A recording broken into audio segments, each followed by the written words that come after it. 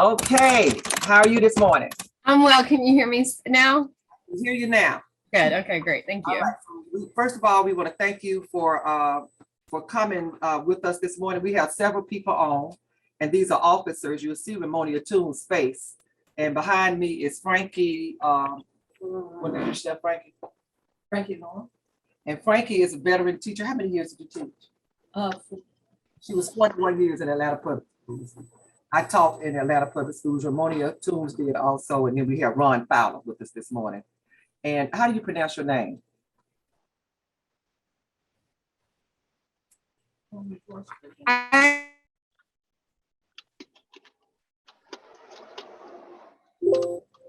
I'm sorry, we lost her again.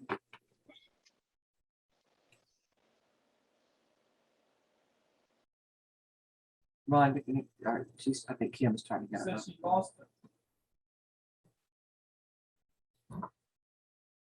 Yeah, we're trying to get her. We're trying to get her up.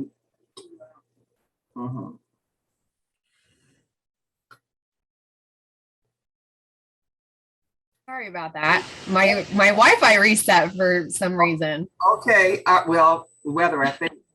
How do you pronounce your name? So my name is Mikayla Arciaga. Okay, and we're just going to get right into it because we have 30 minutes. First, thank you for joining us this morning.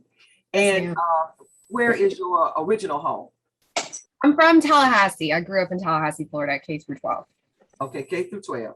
All right. Yes, ma'am. So we have about 5 questions for you. Okay. This is the first one. What do you think is the most important issue that has an adverse impact on high student achievement in Atlanta Public Schools?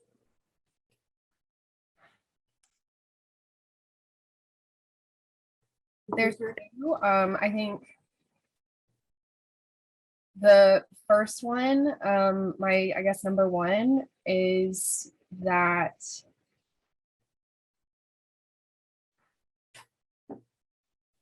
the way I think that we've moved away from using teachers as the experts in how we develop our approaches to teaching in APS, at least on the board level. And I think that things have changed quite extensively, and that needs to be factored in when we are making decisions about curriculum, and we're making decisions about funding, and we're making decisions about just about everything for our students.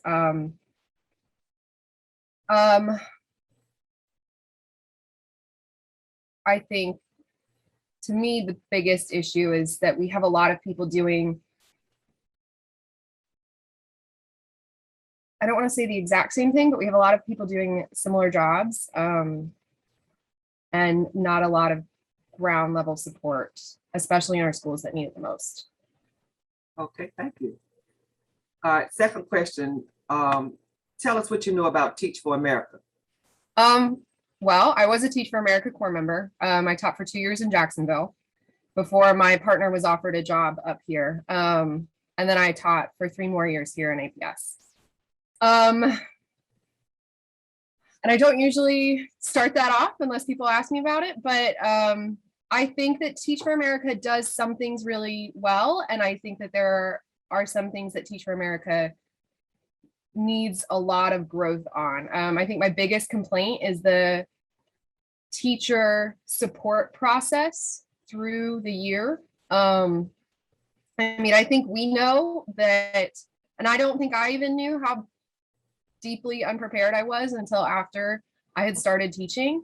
I will say I was very fortunate to have a pretty strong support system in Duval County where I was teaching. And then I have seen really strong support from our admin here, but I think one, that's super subjective to regional practices and regional decision-making. I don't think the way that Metro Atlanta is run is the same as Jacksonville or Miami or Tulsa or any of the other regions. I've actually spent the last year mentoring first and second year Teach for America Corps teachers.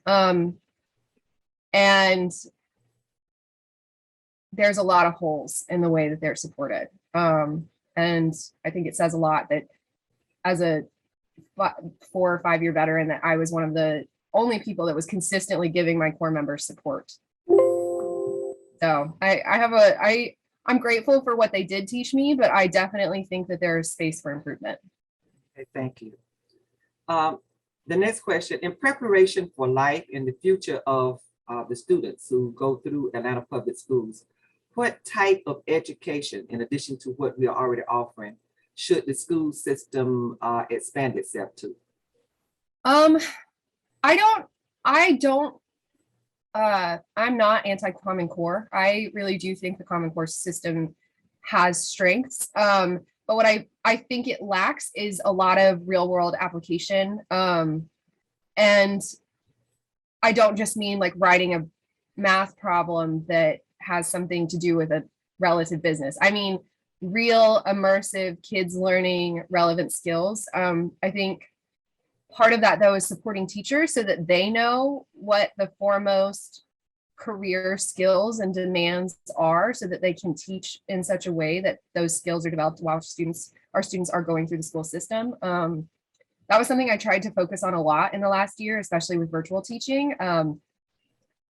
How can I teach them the math concepts that they need to learn while also rooting that in real life job opportunities, positions, so that they develop an awareness for what opportunities there are. I think the biggest obstacle for career readiness is one, how quickly the job field is changing, but two, that we don't focus on the skills that are going to be needed when our students graduate. I mean, we can teach math through Excel, we can teach math through, we can teach English in tandem with research reporting. There's a lot more ways that I think that we could be making education relevant to our students and their futures that we're not yet. Okay, and this is not, this question is just coming straight from me. I'm just taking a privilege. I will say, team, that's a wonderful answer. Thank you. Now, as a board member, you're going to be concerned with a lot of policy and budgets, and of course, the superintendent. So start thinking about, but that's going to be the last question. So you want to know it up front. Now we're going to add this. What you will do if you get on that board to make sure that the things you know as a teacher, everything you just expressed so far, I actually carried out in policy. It'll take a little while you're there to do it, but just think about that, because if you should win, and I know you hope to win, and you are a teacher, you will find out that you're going to be taken away from what's going on in the classroom. But that's what the rubber meets the road. All right, thank you so much. Okay, all right, the third one. What are your plans to include more parents? Well, I'm a big believer in person-to-person connection. Last year before virtual teaching, I called every single one of my parents. And I'm really not above doing that at a district level. I think it might not be as time effective, but I'm not above knocking on every single door, calling every single person on my voter list, and knocking on the doors of the people that are not on my voter list, I think is really important. I know these conversations revolve around the people that are more likely to vote, but I think that people that can't or don't have the time to vote also have kids in our school system. I think showing up and reaching out to people, I think sometimes what I see is that board members are waiting for families to reach out to them instead of vice versa. And I don't think that's how it should be. I think what I really want to do, my first like action is I want to get magnets printed that have my name, my email, and my phone number, so parents can have those if they have questions, or community members can have those if they have questions. I'm torn on whether to do that while campaigning or just to wait, but I think there's nothing to me that I've given my families and even my students, and granted I had high schoolers, so it's a little bit different, but I've given them my phone number and I've never had that abused. It's always been to ask for help. It's always been to seek guidance. And I've always felt like I have strong relationships with my parents, and that's hugely important to me. I don't think that we can make decisions about our kids' education without partnering with parents. So I'm a big believer in reaching out and not waiting to be reached out to. Thank you. What do you do for a living right now? So right now I'm a policy and research analyst for the Urban League of Greater Atlanta. I've done some school board work. I've actually worked for the last year with a school board member in Clayton County. And I still work with her on a contract basis. I'm taking some time off this quarter to focus on this campaign, but while the Urban League does focus a little bit more on workforce development, we do have a big pillar that is education. And so I've kind of moved some of our policy work more that direction. But that's what I do full time, or that's what I do for my job. And then I also work in measurement and evaluation on a contract. There. What's her name again? Nancy Flake Johnson. Tell her I said hello. I will.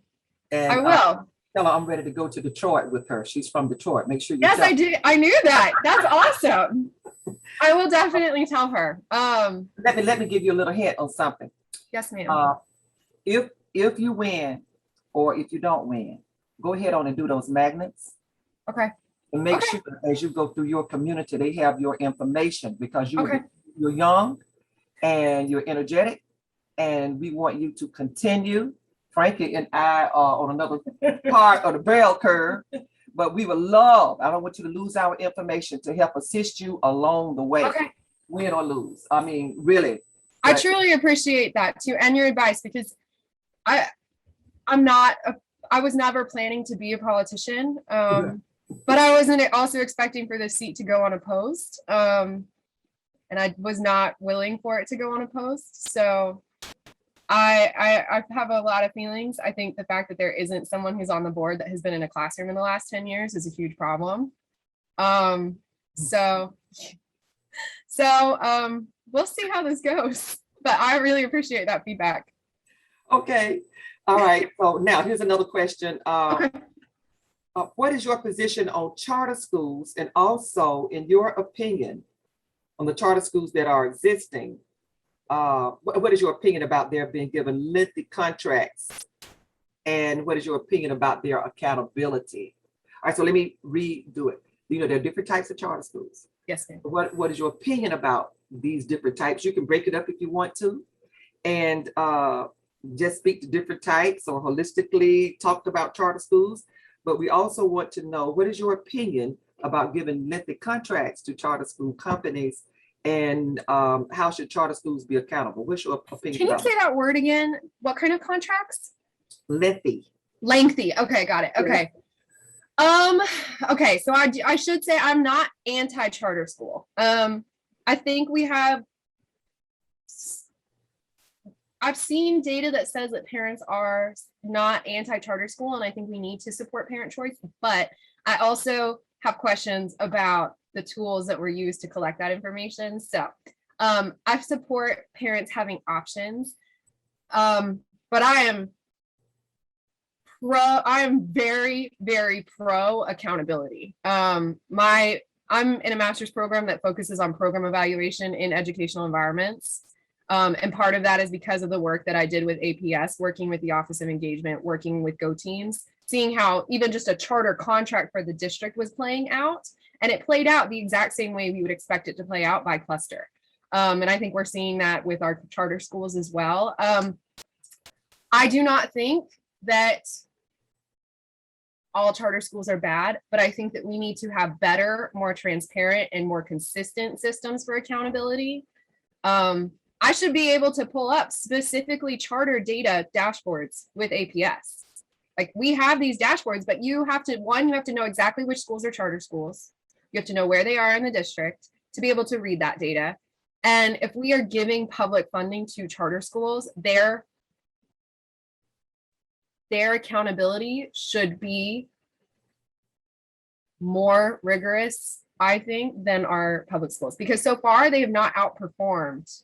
That's right. Our neighborhood public schools. I don't think they have significantly underperformed, more so than our well, not all of them, some of them have, but I think that we need to have very rigorous, consistent, and transparent accountability and evaluation of them.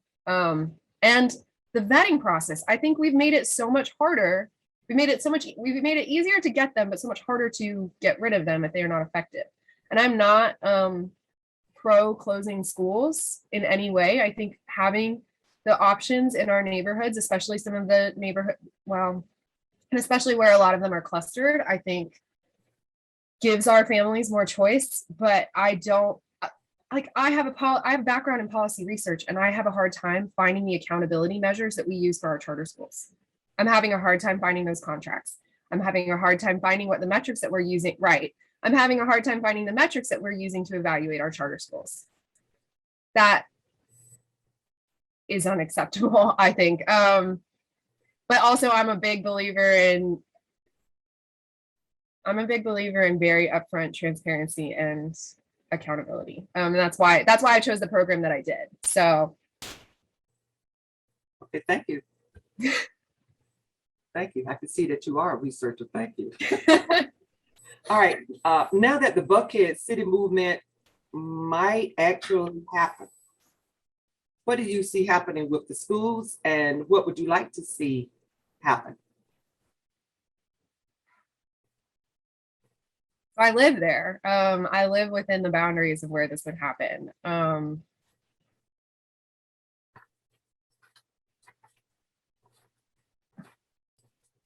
One, I just don't want to see it happen. I think our MPU up here has almost $100,000 difference in median income than even our middle city MPUs and cluster, let alone our lowest MPUs.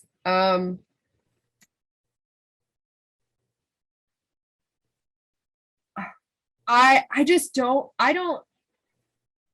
see how that secession, because I don't see any other word for it, that secession allows for our district to remain intact the way it looks, which I think loses us a lot of resources. I think it's going to disrupt a lot of I think it's going to disrupt our system a lot. I think my problem with that is, I mean, this cluster has kind of already self-segregated and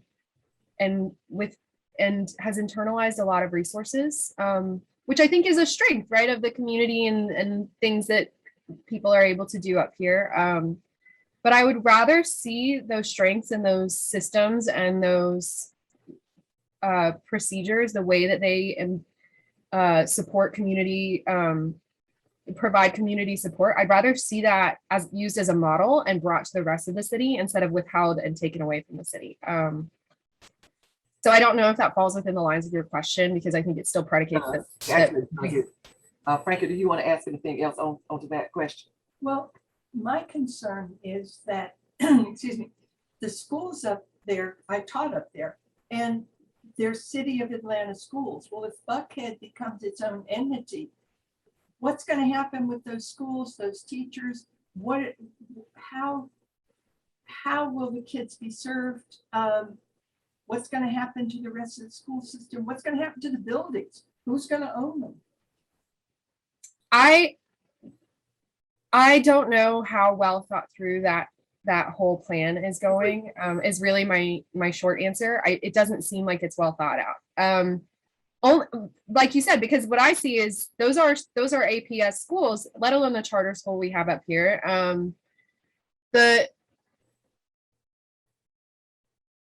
I do think Atlanta Public Schools does some things well as far as measurement and accountability. And I think that you would see a huge disruption of those systems if Buckhead were to separate itself.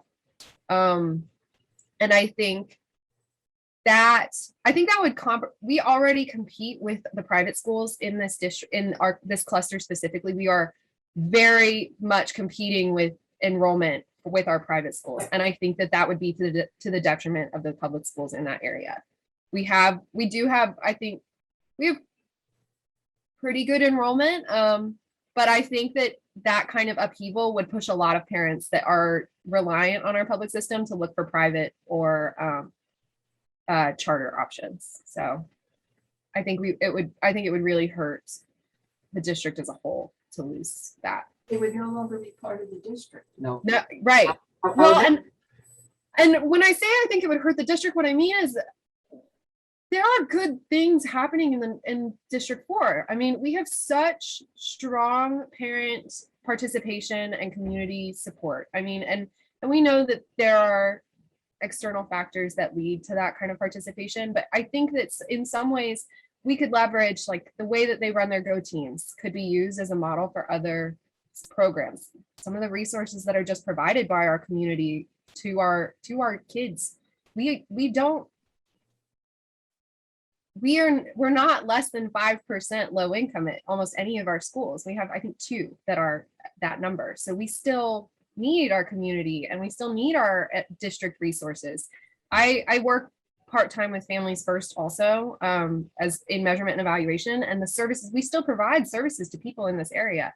So yeah, I think it would be really harmful to those kids. And I also just think it would be detrimental to the district. Although I do think it would raise the question of accountability when it comes to standardized testing. I think we would see a pretty big shift down in our performance still. Going forward in your political career and just in your career period, as an Atlantan. Yes, ma'am. I want you to, I'm just giving her this, frankly, argue the pros and cons. And Okay. talk about, now here are the pros, this is what we understand, and people are paying these many tax dollars and XYZ NOP. However, all of us are inextricably linked. And, you know, Okay. argue from that standpoint. We agree with you 100% on what you're saying here. Yes, but a little more succinct. Yeah. Argue on their behalf, and we do understand this, but this is what's going to happen if we don't float every boat. I will tell you, I was not totally prepared. I kind of had thought that conversation had kind of taken a back seat to some of the other issues that have been It's going to happening. come but- up even, it's going to keep, after this board race is over, Right, that movement will continue. right. So that's why I want to prepare you, because you're going I to be appreciate here that. much longer than I'm going to be here on earth. Okay. All right. Yeah.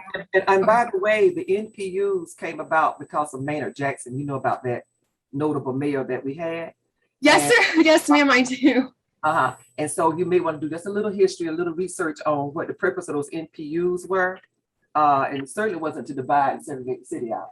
And they're supposed to be coming more together through the NPUs, but that system has not been functioning the way it should. All right. Yeah, I've read a little bit about it.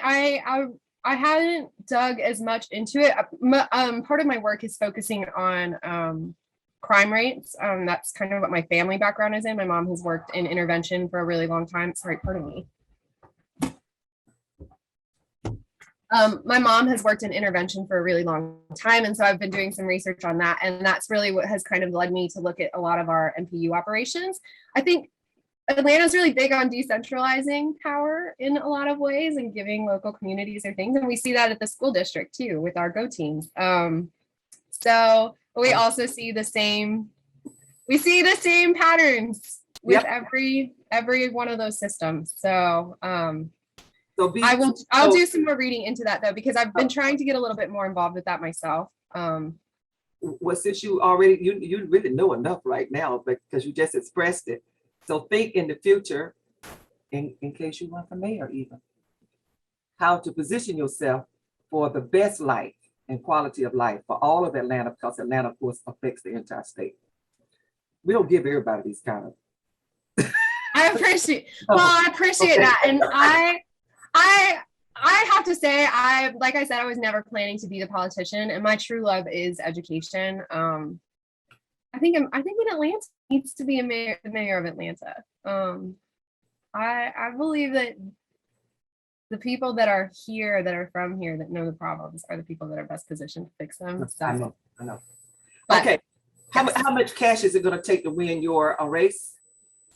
So my anywhere between 18 and 25 is what I've seen. Some of the previous candidates have raised about, I think the highest was 18. My opponent has raised about 16 so far, at least as for the last reporting period. And I started after her, so I'm kind of behind on that lag, but that's about the number that it looks like I'm going to be at. Tell me who your opponent is. Her name is Jen McDonald. She's a parent. She's also a lawyer. She, as far as I understand, she's working privately now, but she's been affiliated with like IBM and some of the bigger organizations. I think her big involvement is that she's a very involved parent, and she's been involved for the last few years, which I think is great. Because like I said, I think parent and education has to partner to be successful. I just think that we also need teachers on our board that actually know what it's like to teach in this decade. So This decade, beautiful. no, I mean, and that's not even counting the last 2 years where things have just exponentially shifted. I don't want to limit that to the last 2 years since that is kind of a small window, but I think the way that education has changed in the last, I mean, Common Core didn't start until 2010. So we don't have anyone on the board who has been a classroom teacher since Common Core started. Oh my gosh. Which is amazing to me. I mean, we have people that have been involved in education and they've been parallel, they've been in the nonprofits, but we know that it is different in a classroom and on the ground. We know that it's different. Right. And I just can't imagine us trying to say that we are an innovative and progressive district when we don't have anyone who knows what it's like to have to teach through that innovation and progression. Mm-hmm. Okay, thank you so very much. I like that. You're giving me some media points too. You're right. welcome. I'm glad. Well, and it's crazy to me that no one's talking about that because I think we just rest on the laurels of, oh yeah, we do have 2 teachers on the board. And I was like, look at it. Well, that's going to my last question. Okay. There are trees falling in the forest, but there's no one there to see them or hear them fall. And so people are talking about it, but it's not talked about enough. Things are being picked. All right. But we'll talk about that later. And that's why I want to stay in touch with you too. This is the last question, and it's a kind of big one. What COVID has crystallized for us is the importance of labor.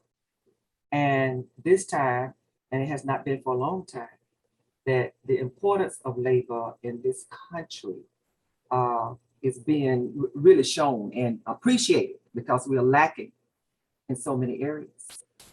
And we have kowtowed or catered to what we call the people with the money or the board members. Elite. And so now, because we can't rock and roll without labor. And we in Georgia especially has the very little people have to be organized in the labor unions. And labor unions have their pros and their cons. But from where we're sitting, we see administration having too much power. As you were talking about the makeup of the board, and there needs to be a good balance here. So what will you actually fight for in your core as a board member to make sure that there are more teachers included in shaping policy for the district? And period. That's the last question, actually. So my first, there's a couple things. One, I think that we have world-class educators in this district. I routinely brag about the people that I have met with and worked with in this district. So I think, and it is amazing to me that we don't provide a better option for teachers who want to stay teachers in this district. Yes. It's amazing. I mean, I have sat in district-wide professional developments that were led by people who've hardly ever been to Atlanta, let alone taught here. The first thing I would like to see is some sort of comprehensive system that encourages and incentivizes our teachers, our veterans, our high achieving teachers to facilitate and be compensated for professional development for our other staff and across the district. I want to interrupt you. You Yes. said that you have sat in what kind of meetings where people don't live here or have not visited here, but weigh in on our policies? Would you restate that again? Well, so I've sat in professional development system, professional development. So like specifically with like math or with IB, just sitting in and district wide. So we have teachers from the middle through the high school levels who have not actually been in any of our classrooms and don't actually who are giving us these great skills, but are still leaving us to apply it in the context of our schools. When we have world-class educators who already know our context, can give us applied strategies that actually pertain to the culture and the context of our city, we don't incentivize or even target them as standards for the way that we should be teaching across the district. So that's the first thing I would like to see. I also think that mentorship is huge. I think schools do it on a school level, but I also think like policy mentorship. I would love to see students involved in the school board system and policy system. I would love to see teachers involved in the I know that the superintendent has her advisory board, but we should have we have cluster advisory teams, but I think that we need specifically educator focused advisory teams that advise the board, not just the superintendent. So that's a couple of the things I'd like to see. And I kind of have that to an extent already. I have strong relationships in multiple clusters, and I tap my friends in those schools a lot just to say, hey, like, and I've checked in with them a lot in the last couple of weeks and months about what they're seeing, how it's going, what they're dealing with. But I think that there should be a more formal and I just think respectful way that we do that. And I think we respect them by giving them the formal acknowledgement that their insight and expertise is honored and needed. All right, thank you so very much. Thank you for this opportunity. It's been really nice to meet y'all. And thank you. We're going to be back in touch with you. And okay. Give us your best number to reach you. My best phone number is 850-868-1016. And what's your email? It's my first name, Mikayla, Mikayla .arciaga@gmail. That's my personal. I check my campaign email probably once an hour. So that email that was reached out to me by Ms. Kimberly works as well. But either of those is totally sufficient. Thank you. And we've enjoyed speaking with you. And have you been before the Atlanta Labor Council yet? I have not. I've been kind of following, but not yet. No. Have they reached out to you? No, ma'am. I would like for you to call over there today to Atlanta Labor Council. If you don't have the number, okay. Call back to this office and Kim will give it to you. Okay. Tell Sandra Williams you spoke to me. Okay. Leave a message for Rita Scott and tell her no one has reached you. Okay. To interview for them, and they're going to vote on Wednesday, and that the Atlanta Federation of Teachers is directing and asking you to go to them. Okay. Right. You Thank said you. Sandra Williams and Rita Scott? Yeah. Leave a message for both of them.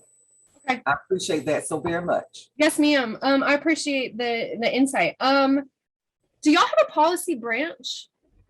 No.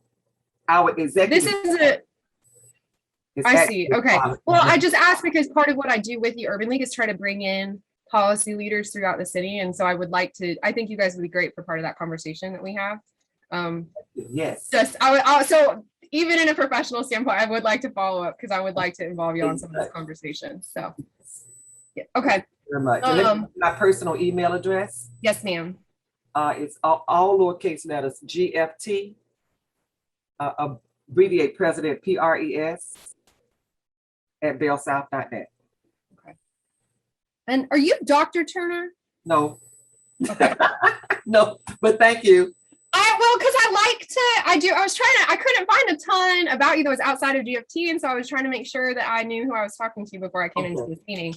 And I also like to honor people's letters, because they work hard. And so, okay, thank you. Thank you. All right. Ma'am. Well, thank y'all. Have a nice day, Miss Frankie, Miss Toombs, and Mr. Fowler. Thank y'all so much. Have a nice day. All right. Okay, bye-bye. Bye-bye.